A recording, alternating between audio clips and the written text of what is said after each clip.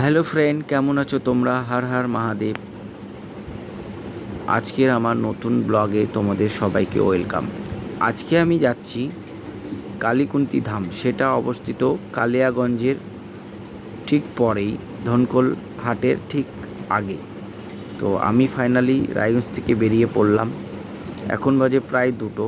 যাওয়ার পথে কি সুন্দর মন্দিরগুলো, খুবই সুন্দর লাগছিল। এই সেই কালিয়াগঞ্জের কালী মাতা, বয়রা কালী মাতা, সেটা খুব জাগ্রত। আর এই মোড়টার নাম হলো রশিদপুর মোড়। এই মোড়ের ঠিক ডান দিকে আমি ঢুকে পড়লাম। ডান দিকে কিছু দূর যাওয়ার পরেই দেখতে পাচ্ছ কালীকুন্তি ধাম, এই অ্যারোগুলো করা ছিল। তো আমি ডান দিকে অ্যারোটার ফলো করে ঢুকে পড়লাম।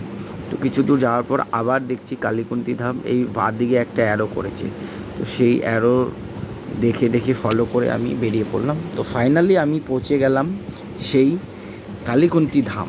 তো সামনে দেখতেই পাচ্ছ সেই হরে কৃষ্ণ রাধা কৃষ্ণর সেই মন্দির, খুবই সুন্দর। এখানে হয়তো কীর্তনও হয়, তো আমার ঠিক জানা নাই।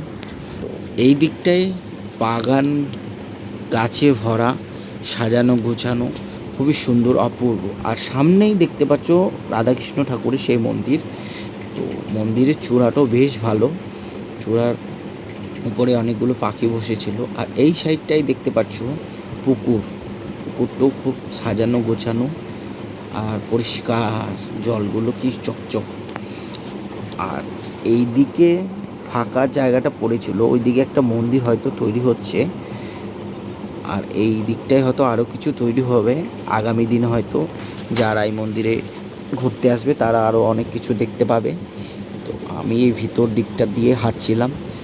তো দেখলাম পুরো সাজানো গোছানো সেই মন্দির, সবুজে ভরা, চারদিকটায় গাছপালা দিয়ে একদম পুরো।